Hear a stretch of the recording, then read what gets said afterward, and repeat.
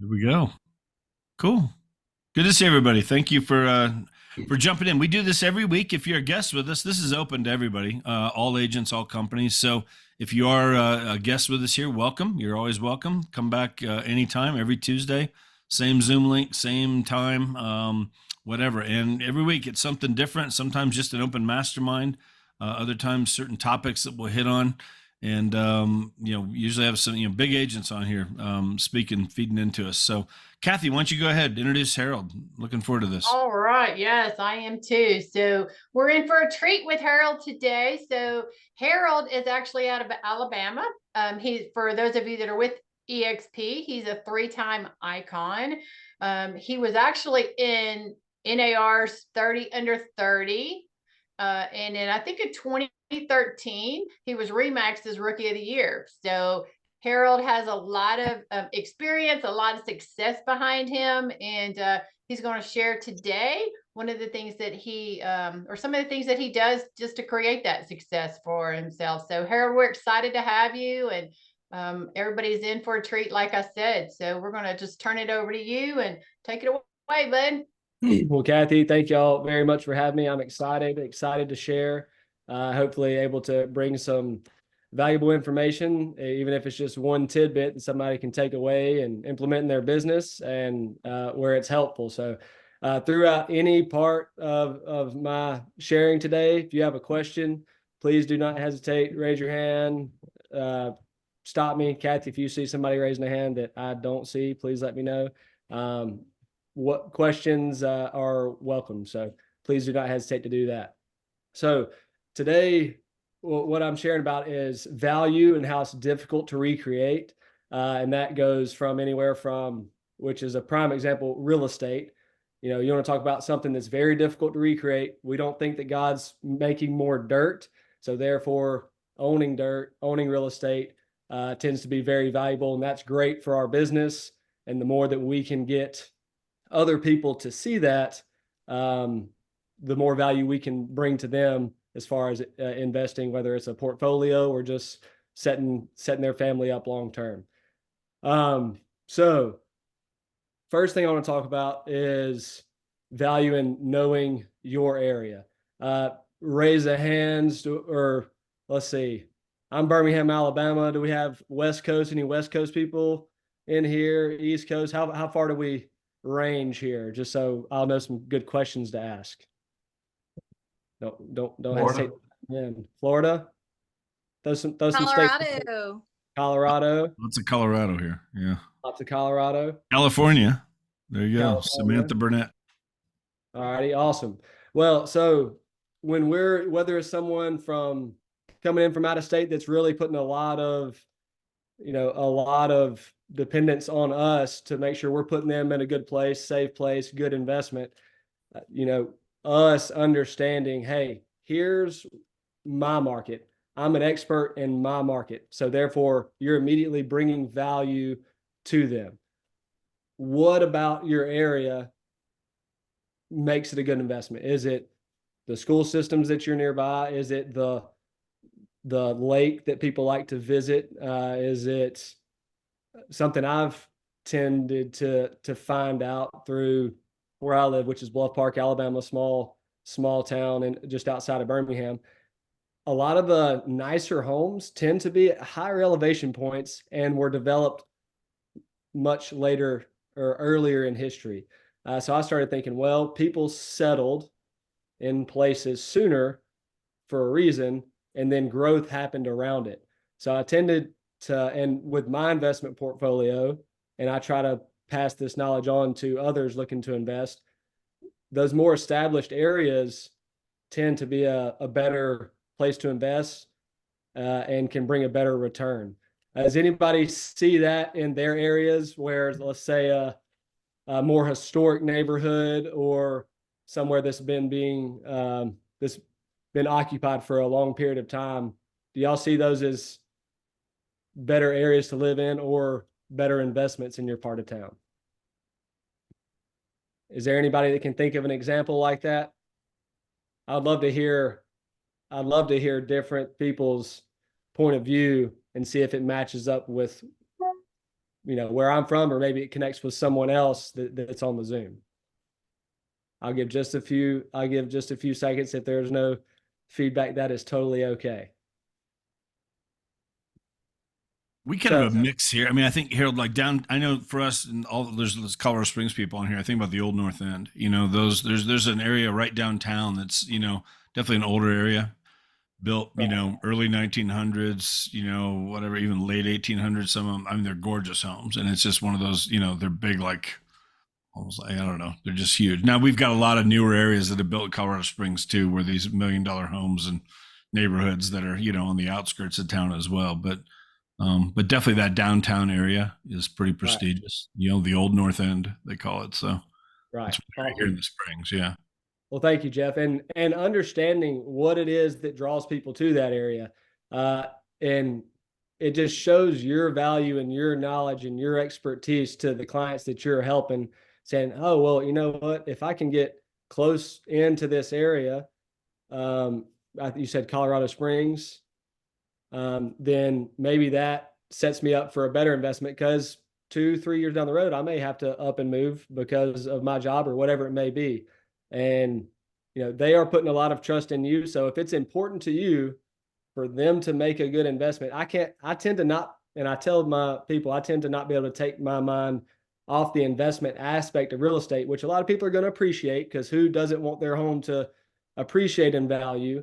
But if you show them that, that is important to you, that they make a good investment, not you're just willing to sell them the first house or any house that they're willing to pull the trigger on, that can go a long way as far as them reaching back out to you when that time comes. So I always tell them, me helping you find a home, I want to find something that's going to be a good investment, because if a year down the road, 2 years, 5 years down the road, you call me, hey, I'm moving by the grandchildren. Hey, we're retired, we're moving here. I want to be able to help you get your money back, or hopefully make some money when it comes time to sell that home.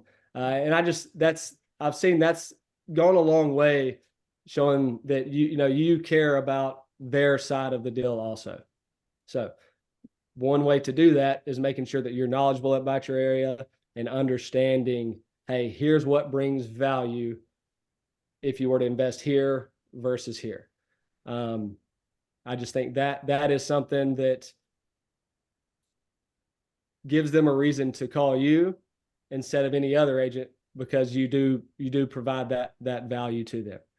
So knowing your real estate area. Another thing I was told by a wise man, he said, own your neighborhood. So this gets a little bit into niche marketing, which Kathy, I don't know if you have that video we can play in just a bit, the one that says City of Hoover, and I'll give you, show you an example. But niche marketing, who does not want to work where they live or in the surrounding areas where they live? So in order to own your neighborhood, you want to know what brings people there. Is it the hospitals that are nearby? We have doctors that live here. We have, factory workers. We have, what is it that brings people to your area? The people that live in the area, along as well as yourself. What is it you enjoy about there? Is it walkable? Is it the elementary school that all of my children went to? People like stories. They like to hear about experiences.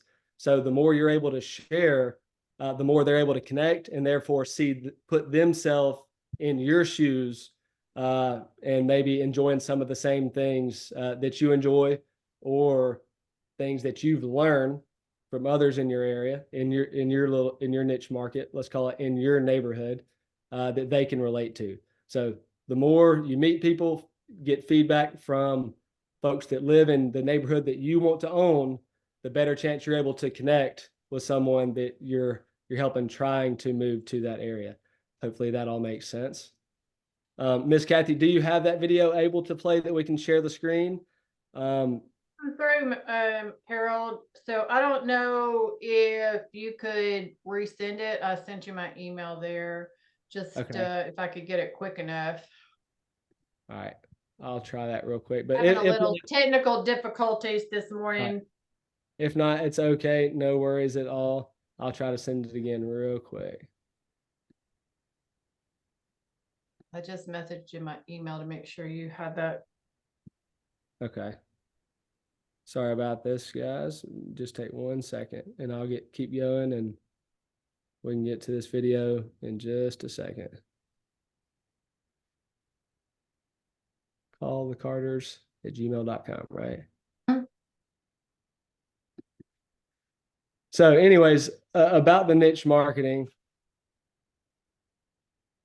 one thing I like to do is go around to callthecarters@gmail.com, is go around to local businesses, because running a small business, that's essentially what we're doing.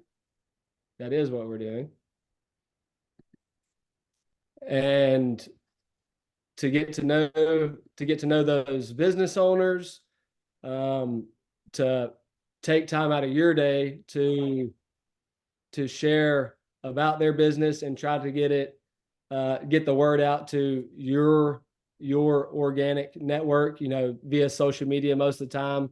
Now, if you're not using social media, you need to be using it. It's a free way to get in front of a lot of people. And the more eyes that you can get in front of, the better chance of, one, people knowing what you're doing, but also people seeing the effort that you are making to, whether it's highlight a local business, highlight what's great to live, why it's great to live in your area, or whatever it may be. But so I like to go, and what we do is we make You May Like It Here videos. It's pretty self-explanatory.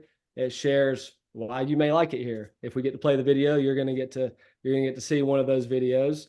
But so say it's your local diner, use my neighborhood as an example. Go in, you meet the owner of the business. You ask questions, how long you've been doing it.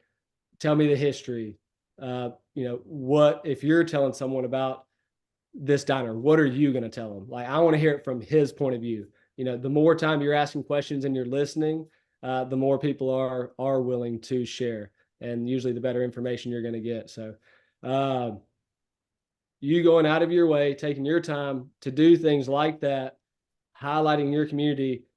Other people in the community are not only going to see yourself out there, but also that business owner who's he going to think of when he thinks of real estate in your area. Hopefully it's going to be you, because you went out of your way to help them. So any way we can connect and bring positive attention to our market area, the better chance you have of owning your neighborhood. So that's really, as far as niche marketing goes. Make sure that you're doing everything you can to own your neighborhood, because that's where you go grocery shopping.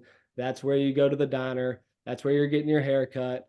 That all the things that you're able to be your own walking billboard in your day-to-day activities. Not to mention, we all love to work near where we live for the most part. It's an opportunity that you don't want to let pass you by, because you're able to get more work done in your day-to-day life, if that makes sense. Hopefully that does make sense. So, all right. Harold, I think I can maybe show this right now. Okay. I've got your whole PowerPoint too. Right. That one right there. I hope the sound works here. So y'all give me a thumbs up if you can hear this.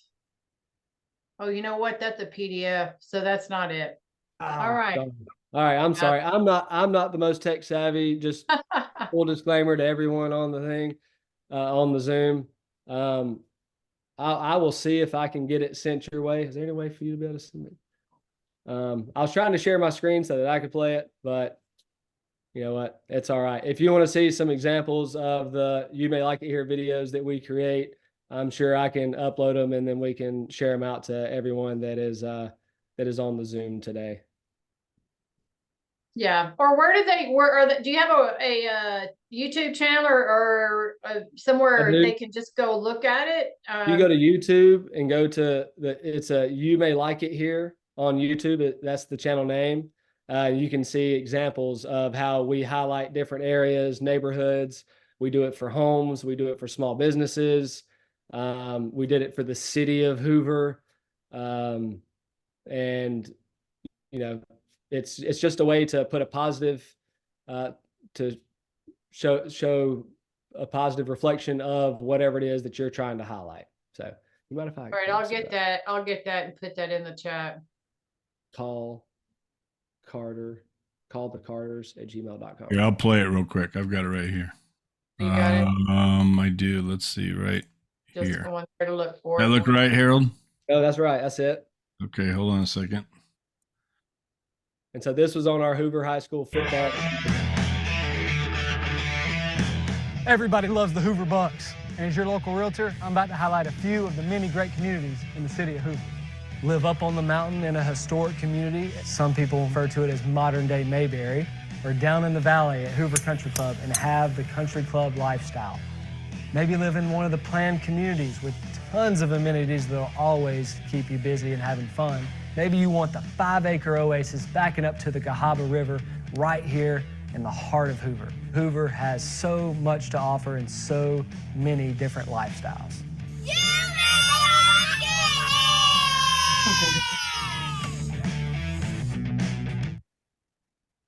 Nice. Thank you for that, Jeff. And you know, that was for the city of Hoover. That was on our Jumbotron at football games. So I was highlighting different areas and why you may like living here in the city of Hoover. So it was not just specific to one neighborhood or one house. So you could see just highlighting different aspects. So if you think along the lines of your city, what all does your city have to offer that someone from the outside looking in may not know about? Or from that video, I had several people call me and say, "Whoa, you said 5 acres in Hoover. You know, we're in a pretty big town." So I got a lot of people reaching out to me, asking about where can I find 5 acres located in Hoover. I did not know that existed. So me creating that video gave people the opportunity to see what was out there, and therefore that's a chance of them reaching out to me and asking questions. And when people are reaching out to you asking questions, that's when you know you've provided value, that it gives them a reason to reach out, gives them a reason to call back, and gives them a reason to, you know, really appreciate your opinion when it comes to anything real estate. So I love, Harold, real quick, 45 seconds. I love how it was quick. It was simple, it was fun. The kids at the end, I could see doing that for just, whatever. I'm in Colorado Springs. We've got, there's just multiple areas around town, neighborhoods. I mean, produce 10 of those and just knock them out. I mean, what a great little playlist to have, to send out to people like leads from out of state that are looking to move here. Here's the playlist. I mean, I don't know. There's so many things you could do with that. It's been very helpful when it comes to people from out of state that don't know about the area. I can send them certain videos showing different neighborhoods or the city of Hoover in general. When you're going to a listing appointment, I do want to touch on specifically buyers and sellers here in just a bit. But when you are going to a listing appointment, if you have a video sharing about, let's call it the Green Valley community, you have a video about what's great about Green Valley or whatever town it is where you are, and you have that as your marketing material, and they're like, "Oh man, you know what? I do love that we're walking distance to the golf course. And my son fished in that pond growing up, just like in the video." So it'll really give you a leg up when at your listing appointment, you're like, "Oh, and here's, we really like to share with people, what are they going to enjoy about if they come and live in your home or come and live in your neighborhood? And here's a video that we made to help people, put themselves in your shoes and what it's like to live here." So that's helped us a lot when it comes to listing appointments and getting the listing, but it also has helped to kind of make it easier for people coming in that don't know the area to see, what a certain part of town has to offer. So, And let me just add right there, we've done trainings on actually YouTube before, and people that are looking to move into different cities, YouTube is becoming one of, if not the top search engine for people that are searching cities, because they can get a feel, just like Harold's doing on that YouTube, they can get a feel for the city. Like what is it look like to live in Hoover versus, I don't know if you're close to Birmingham or what big, or Huntsville, or what is the difference between living there versus somewhere else in Alabama. So, again, we've talked about YouTube a lot on here, but just being able to put video clips together of somehow, whether it be YouTube, Facebook, TikTok, whatever you're doing, it's becoming more and more critical in our business to do social media and video as well. Absolutely. And YouTube, along with other platforms, but YouTube is more searchable like Google. So when you have those videos out there, it's an opportunity to, you're working while you sleep. Someone may be searching your city at midnight and they find your video that's sharing about your city and why it's so great to live there. Or for me, why you may like it here. And now they've associated your face with that city and your information. You have that call to action at the end of the video. If you want any more information on moving to my town, please reach out to me at this phone number and this email. So, you never know when you're working, but even though you're sleeping, someone just found out your name and they're going to be reaching out to you tomorrow. So give yourself that opportunity. Not to mention, as you go through and you're making the video and you're visiting those businesses, it's the networking that happens organically leads to business. It's just part of it because you're out there making the effort. And people like to see you going above and beyond and doing things that other people are not willing to do in order to help your buyers and sellers. It's all about, we don't have a successful business unless we are helping people. So what are you doing to set yourself apart to help others? Having a you may like it here video for their neighborhood when you're listing their home, that's something that you did, a little above and beyond that maybe they appreciate. So I want to talk, and this is just some real meat and potatoes, but I think, sometimes we forget some of these things that can be wow factors to the people who don't buy and sell real estate every day. And it's an opportunity for us to, for that light bulb to go off in their head, be like, oh, you know what? That really makes sense. That they're smart. They have some experience, and I want to keep, picking their brain and learning from them, or I want them to help me in my real estate transaction. So, buyers. So you're helping someone, but I already touched on before that, you don't want to just sell them the first house they're walking into. You want them to buy a good investment, if at all possible, if that fits in the criteria of where and what they want. So for me, I share with people, hey, if I could work it out to help you buy the perfect home, I want to buy something that is going to have the largest buyer audience when it comes time to resell. Well, what are some of those characteristics when it comes to a large buyer audience? Is it a master on the second level of a home, or is it master on the main level living? Master on the main level every time. I don't know if y'all have like we have, but we have split level and split foyer homes. Does everybody have those all across? Okay, so split foyer homes. All right, you walk in. What do? Split foyer home. You go up or down stairs right away. Who are we eliminating? The older generation for the most part. You don't want to track up and down those stairs. So who has the money most of the time? The older generation. So we want them in our buyer audience. That's so simple to us. Like, duh, that's real simple to us. But especially to that first time home buyer, to somebody moving in from out of state that isn't familiar with the area and they've lived on with a master on the second level their whole life because they had a bunch of kids and it didn't affect them. But something as simple as that, be like, yeah, I like that one, but this one over here has main level parking and the master's on the main level, where the second one we're looking at the same price, it has basement level parking and the master's on the same level. Besides that, they're both very comparable.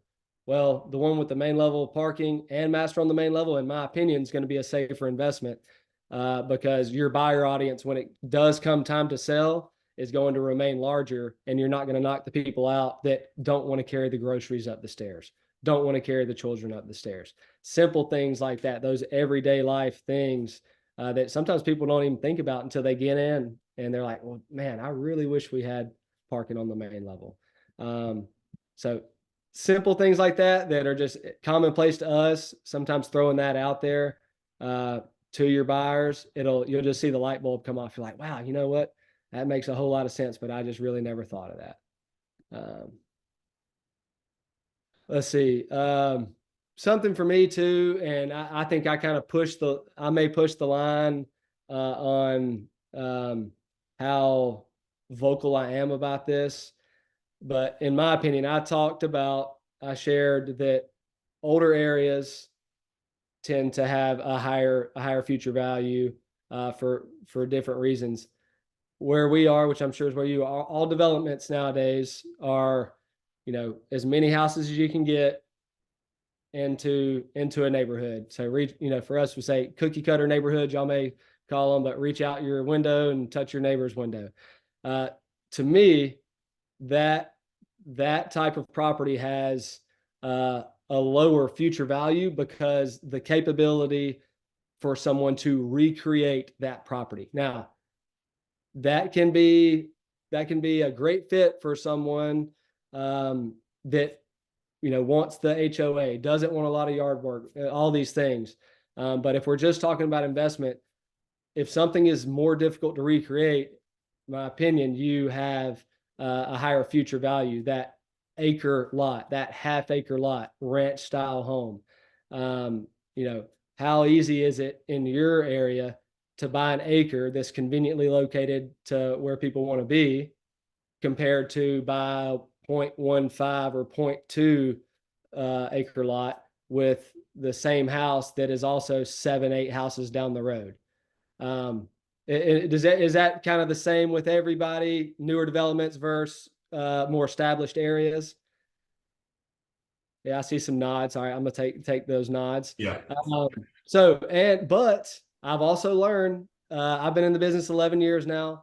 I've also learned, like, there's a time and place that you just stay quiet, and if the cookie cutter new home is what they want, a lot of younger people, newer is better.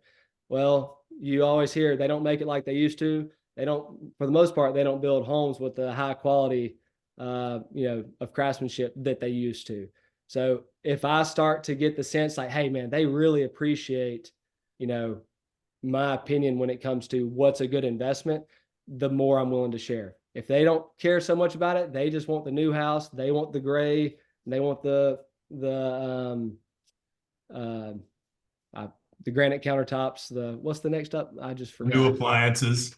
New appliances and quartz. There we go. Geez, quartz. White with gray lines. Like that's the quartz everybody wants right now. So if they want that now and right now, all right, go with that newer home. Hopefully in 3 to 5 years when the time comes, the market has not taken a shift, because those neighborhoods tend to take the biggest hit when the market takes a dip, and it's going to go down and it's going to go up. Why, in my opinion, do those areas take the biggest hit? Because if Miss Sally 7 houses down the road, who has the exact same home that you have, and then 7 houses down the road, the exact same home again, one of them have to sell, one of them lost their job, whatever, and they just sold for $50,000 less than you bought yours. Now your value is what? It's going down. Where if you have the home in the older area that maybe it's that rancher and it has an acre, and then in the same neighborhood it's a half acre property but not as convenient to the school or whatever it may be, you have something that's another half acre piece of property. That's a lot of land. And for someone with 4 children, 4 boys, 6 and under, we live in our backyard. So like, I'm okay. I can change a house. I cannot change the property that we have our ball field in the back and our batting cage in the back and all of these things. So to me, it's much more difficult to recreate that older historic area that usually has more land with it than it is the newer developments that seem to be easily recreated and pop up in different areas of town. So I'll get off my soapbox about new homes versus older homes. I help people buy new homes too. If they care to hear, I do share my opinion when it comes to future value of new developments versus old developments or versus older areas. Does anybody have anything to add to that or questions about it? Or if that, if my buyer asks me this, how do I respond? If not, we will keep rolling on. We're going to talk sellers for a minute as listing agents. Not most people would like to be a listing agent, right? It's kind of like, you have all the agents working for you when hopefully you're at home having dinner with your family and they're out showing. So everybody loves to be a listing agent. A couple ways to do that: become an expert in your area. Make sure people know that you're out there showing people, hey, what's great? Why is it great to live here? Because then if they live there, maybe they're going to reach out to you because they've seen you sharing about what's so great about it. A couple things, one thing I do to, do things to give people a reason to reach out to you, give people a reason to call you, a reason to seek your knowledge. We say, hey, whether you're looking to sell in a month, a year, or 5 years, if you're thinking about doing something to your home, an upgrade, and you're wondering what kind of value in return that's going to bring, give us a call. We walk through houses every day. We know what people moving to the area are looking for. We know what's most important.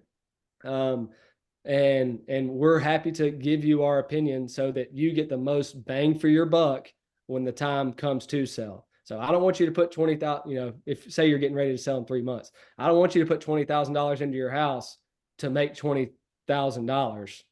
I only want you to put $20,000 into your house if you're going to make 40. So, no reason to put 20 just to make the 20 right back. That's a wash. You just wasted your time, energy, and effort. So when you're able, when you share that with someone, and some good examples, you see people, I really think I need to replace this carpet. It's just not as what I like anymore. It's not the right color. Well, should we replace the carpet and spend the money and the energy and the effort? Or should we, when it comes time to list, let the people know and have a nice laminated tent sheet that says, hey, we're willing to give you an allowance to either replace the carpet or put in LVP or whatever it may be. So now you've just saved your seller the time, energy, and effort of going through those renovations, and gave them a better solution that maybe they're happier with. Who is, ever had a client, they replace the carpet and then they drive by a week later and the carpet's ripped out and on the road because the people are putting in hardwoods? Anybody ever experienced that? So now the seller's like, well, I really just wasted that money. I had a great testimonial from a guy that he was about to put a good $20,000 into his house, but he saw the video that I just gave you the script. Call us if you're thinking about making changes to your home, whether it's to get ready to sell in 3 months, a year, 5 years, whatever. Let me give you our opinion as far as what will be a good return for you. He was going to put $20,000 into the house, but he called me over the day before he was about to start. And I said the same thing with the carpet and a few other things. And he ended up putting $6,000 into the house. Reason being, it was in a cookie cutter neighborhood. So values are very easy to assess.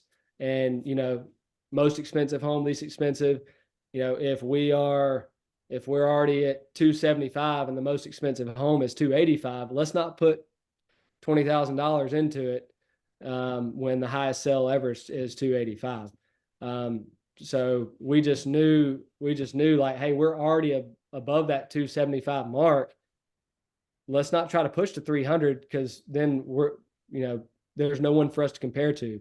And your house is worth what the other houses around you are worth. So don't price yourself out. He was very, very thankful that it, in the end ended up saving him around $14,000 and we still got a good price point. So that is a great testimonial that I'm able to take to those other sellers or other people that I'm encouraging to reach out to me, when they're thinking about making a renovation or an upgrade or to prepare to sell. Even if they're not preparing to sell, people would still like to say, hey, if I'm going to spend $10,000, where's the best bang for the buck going to be? And here, what I share with them when they say that, well, who's buying the home? All right, where do they spend the most of their time? The kitchen and the master bedroom. Kitchen, master bedroom, living room as well. But people talk about, if somebody's saying, oh, you know what, I'm going to renovate this secondary bath. In my opinion, which I'm not saying I'm right all the time, it's just you're giving them your expert opinion. That's all you're saying. In my opinion, the secondary bath is the last place to renovate if you're going to put money into your home. You'd rather spend it in the kitchen, living room, master bedroom. Because who's spending the time in the secondary bathroom? Usually guest or children. Kids. Right. Do the kids care what kind of tile that it is? Most of the time, no. So, put your money into the place where, you're always thinking audience, your buyer audience, the more that you can attract that audience. So if you put the money into the kitchen and the master, the people that are coming in, that are spending the money, they're opening their pocketbook, that's what they're going to appreciate. So like I said, these are things that are very simple. Some of you may have thought of this, heard this for years, but sellers and buyers, they don't hear the things and go, have the day-to-day experiences that we have that to us is just common knowledge. But to them, you never know what they're going to be like. Oh man, you know what? That's smart. This guy has some experience. He really knows what he's talking about. So go into these appointments, or even if it's not an appointment, it's you saw somebody having lunch and they're talking about renovating, and ask questions.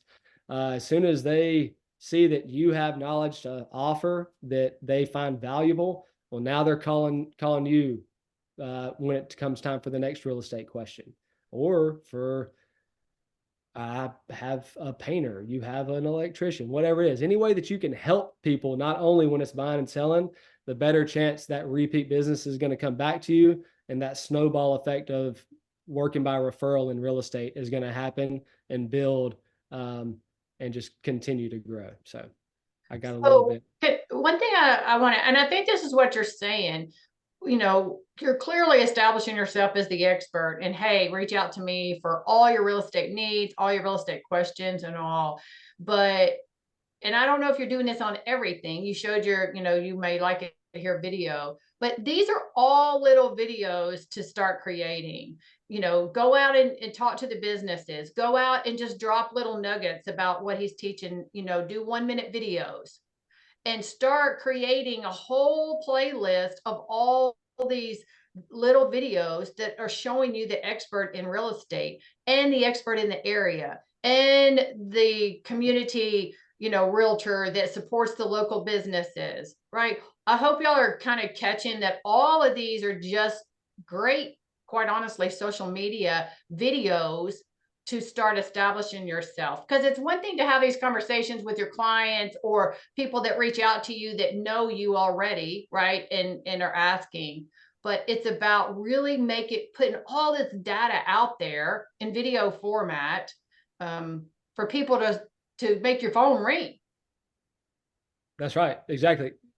By you putting yourself out there, you're giving someone the opportunity to reach out and ask you a question. If you make the video, then you've given them that opportunity. If you don't make the video, you have not given them that opportunity. But also, which is even more important than social media, it's face-to-face. When you have all of these, let's just call them little nuggets, the little nugget of value that we find commonplace because this is what we do every day, but people that don't buy and sell real estate every day may think it's genius. Having those to mix into a conversation where you're just making an effort to help them. That's just another reason for them to remember you and reach back out to you. So that's a great point. I'm thinking about maybe the newer agent that doesn't have the customer yet, or doesn't have a client yet, right? These are just, to me, all great ideas, video format to start generating business. Right. or yourself, so that you can have those face to face and drop more nuggets when you're in that situation with them. So. Right. Absolutely. And just talking about, say, people that don't have the clients and that are already calling you, y'all see Jack on here, he's recently graduated from college and hitting the ground running. One of his questions was, how do you get that conversation started?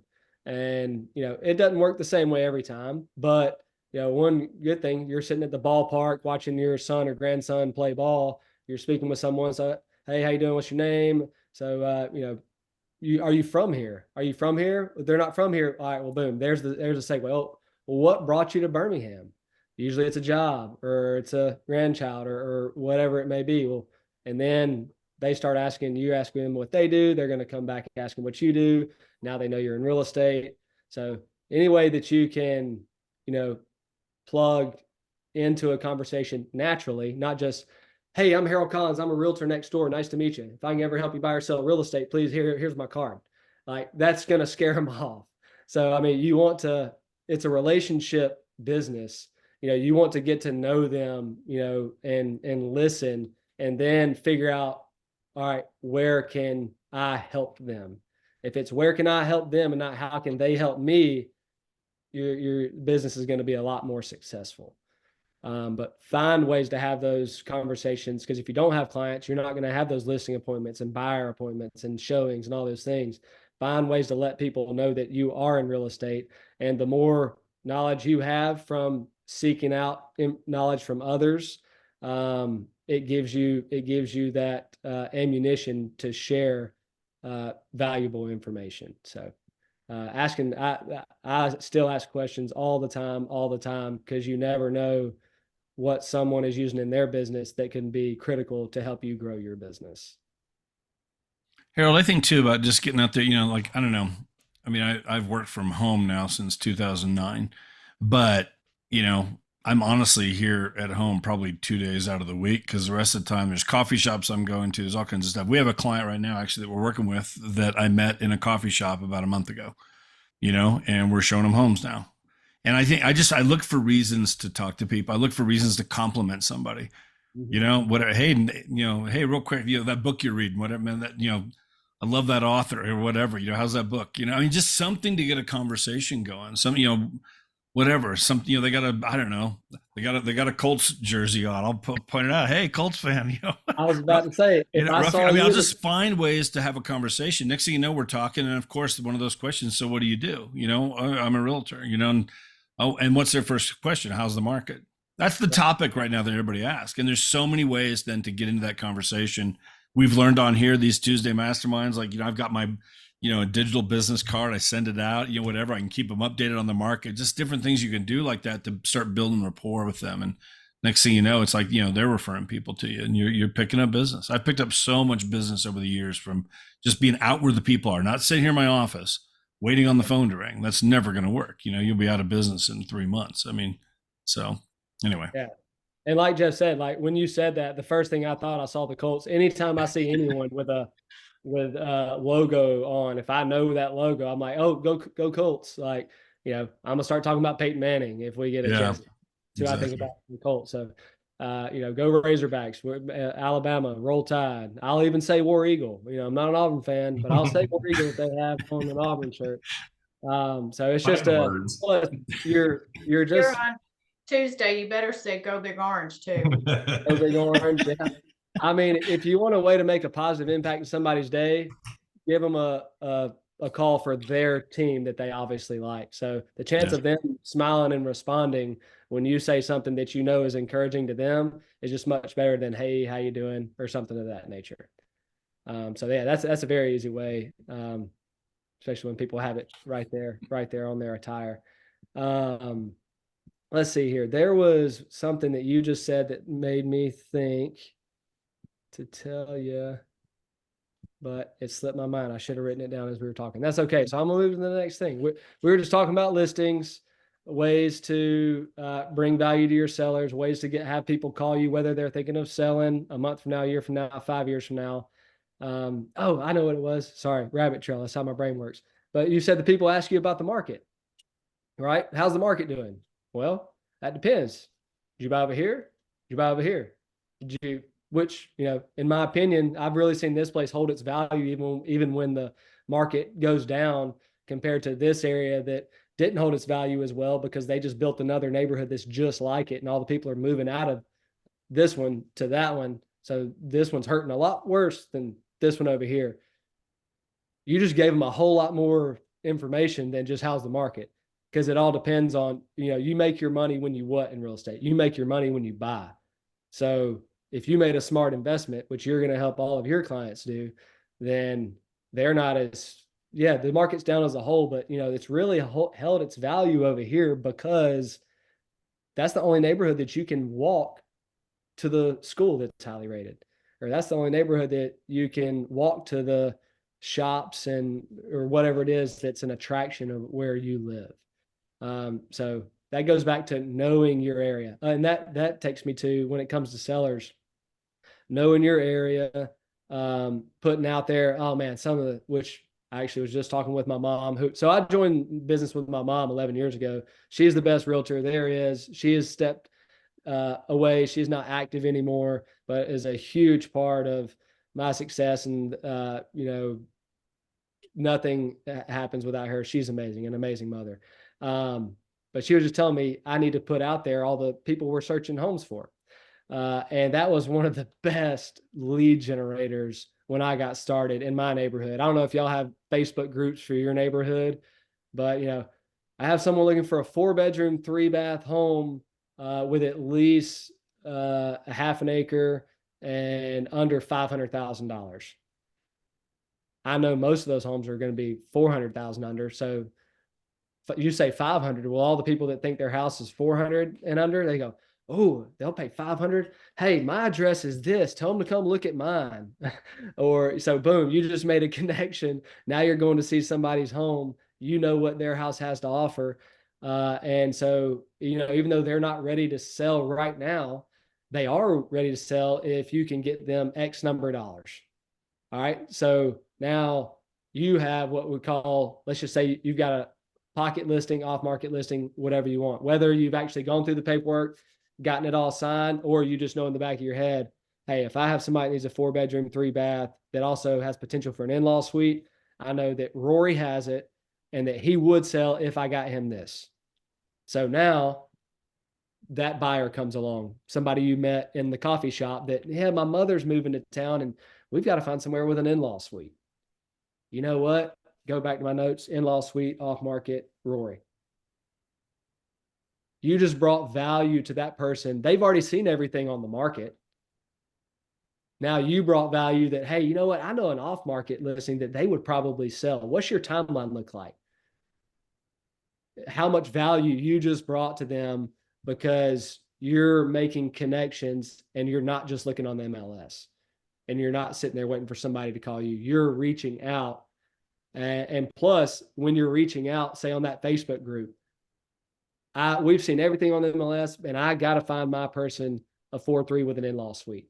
You're taking an extra step to help your buyer. So that seller sees that you're taking the extra step to help your buyer. The other lady in the neighborhood that her niece is looking for a house that hadn't been able to find one in 6 months because they're hard to come by. Well, she sees that you're taking the extra step to help your buyer. So, you know what? I told my niece she needs to call you. She better be calling you tomorrow. Okay. So you're doing something to show that you're willing to get outside the box and do something extra to help someone else. And that's going to attract people to you when you're willing to go above and beyond to help others. So, all right. That was really touching on off-market listings and ways to get off-market listings. There's a lot of other ways to get them, but saying you have someone searching for some very specific details, because then if you check all their boxes, there's a good chance those people are going to reach out to you. But also in-person conversations. Hey, I know this is random, but you live in Hoover, right? And don't you live? I've got a family. They're moving in to be a coach at Samford University, and he has to have a main level living home, $400,000 or under. If anybody even thinks about selling, and you know that they have that, please just here's my card. Just tell them to call me. Like, we're having a hard time finding it, and I got to find it for them. So you made the connection, told them you're in real estate, but you didn't say, hey, I'm in real estate. If I can ever do anything, if you know any buyers and sellers. So you're asking to help yourself at that point, where the conversation I just had was, I'm really trying to help someone else. If there's any way you can help me help them, I'd greatly appreciate it. You know, who doesn't like helping others? There's not many people that don't like helping others. So just, you know, find ways to, you're going out of your way to help others, while at the same time you're letting people know what you do and, you know, what you're willing to do to help others. So hopefully that all makes sense.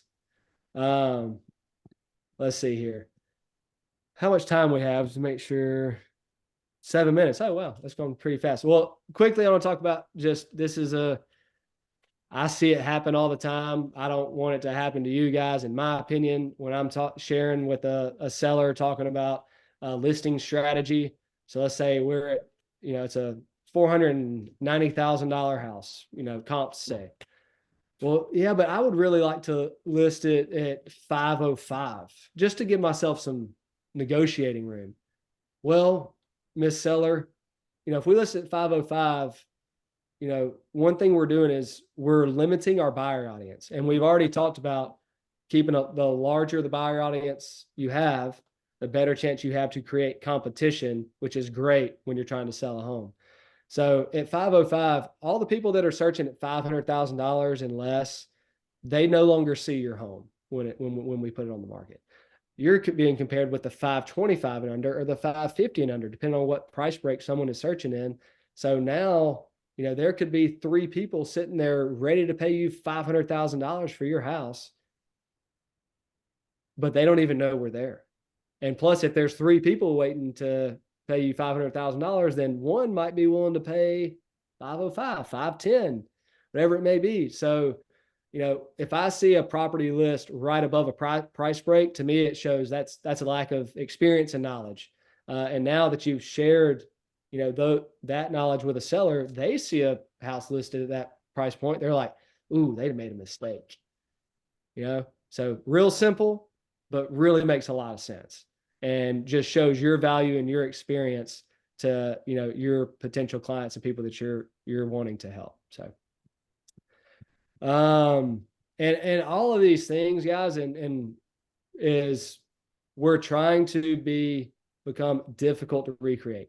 And that, to me, that's where value comes in. When you're difficult to recreate because you go to that coffee shop 2-3 times a week, and you buy a random person coffee, or you're going to the small business owners and making a video and interviewing them and sharing what's so great about their business. You know the off-market listings of a certain area because you're doing what it takes to meet homeowners. And, you know, you have all of this knowledge because you're speaking to people who are doing the business how you want to do it. And now you're getting to use their knowledge to pass on to your clients. That's now your knowledge.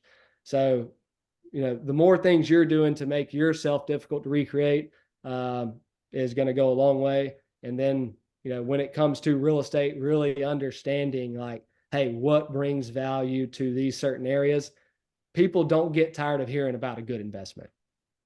How many people say, well, you know, I'm not really ready to buy anything, but if you find that just exceptional investment, yeah, call me, I'll buy it. And I don't say, well, no crap, anybody would. But if you're able to share with them, hey, here's what makes this area a good investment.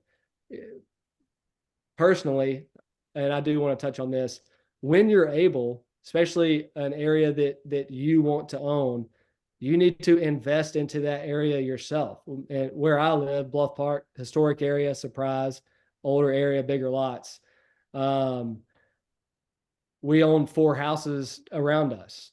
And not only does that give me the opportunity to, for people that need to come in and rent, we do midterm furnished rentals. We don't do long-term rentals. So people that are moving in to, you know, a job opportunity, they need to learn about the area. We have a furnished midterm rental for them. their parents are coming in because they want to move to the area. We have a furnished midterm rental for them. The lightning struck their house. They need somewhere to live. We have a furnished midterm rental for them. Now, they weren't my clients previously, but we've done such a good job taking care of them, making sure that they're comfortable where they are in a time that is difficult. They may end up being our clients down the road. So invest in areas that you believe in, because when you say, we own homes here, we invest here, I'm not just saying it's a good investment. My money's where my mouth is. That goes a long way, with people that you're trying to encourage or share that you believe in this area. So invest in your area. It just holds a lot of weight, with people when you're helping them. Another thing is, I know we only have 2 minutes. So let me say, any questions? I was about to start talking about short-term rentals. We do have a short-term rental portfolio. Think outside the box, unincorporated areas, not popular areas. If it's something that you have areas like that in your part of town, I would encourage you to look into that. I'm open for any questions after the fact. If anyone wants to talk about short-term rentals, but what we've spoken on already, any questions or ask how I do things, or a scenario you're in that could potentially help you with? Anybody? Anything? Any comments, questions? I wanted to say thanks for the refreshing viewpoints on certain things that I had kind of forgotten about. But I know we talked about the video piece a lot. I think that's an important thing to keep in mind. And creating that value, how am I doing it? It's not like they're going to just know. And I like being able to go to it, like you said, go to a listing appointment and say, oh, you like that neighborhood? Okay. Or here's what we like about our neighborhood, or, show them the video, that kind of thing. And it kind of shows that you own that area. So thanks for that. I appreciate it. Yes, ma'am. I'm glad you enjoyed it. I have a question. Okay. You mentioned that if you invest in a community and you want to make sure that not only you invest, but you care about the community, how as an investor could you contribute to the community, not just having someone to rent the property? Like what can you do besides getting a good tenant in place? As far investing, like you're talking about in the community that you live in also, correct? Yes. Yeah. Supporting, being a sponsor at the elementary school, being willing to put on an event for the neighborhood, a cookout, something that, this is kind of random, but like I started a wiffle ball league in our neighborhood, at one of our community parks, and it's very family centric. So like we have a bounce house, we have a sponsor, they have candy and stuff so families just flock to this park on Sunday afternoons in the fall, and it's a bunch of dads out there playing wiffle ball. There's 100 people in the league and 40 people on the waiting list. I mean, maybe you like pickleball, maybe you like golf, disc golf, whatever it is, find something that you enjoy doing, and, create an event around that to where, your passion flows into your work. And you get to, help other people enjoy what it is that you enjoy, and an opportunity to meet people. Okay. Thank you. Appreciate it.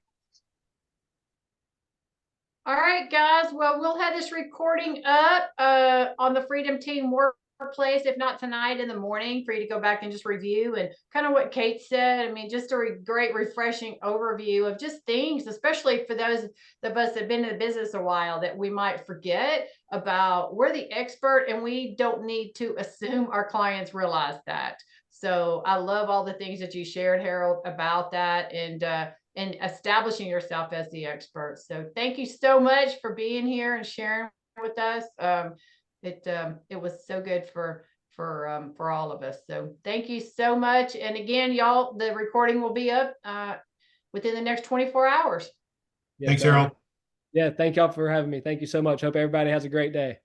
You too. Thank Thanks. you. Bye, You too. everybody. Bye. Bye, y'all. Bye, Harold. Thanks again. Yeah. Thanks.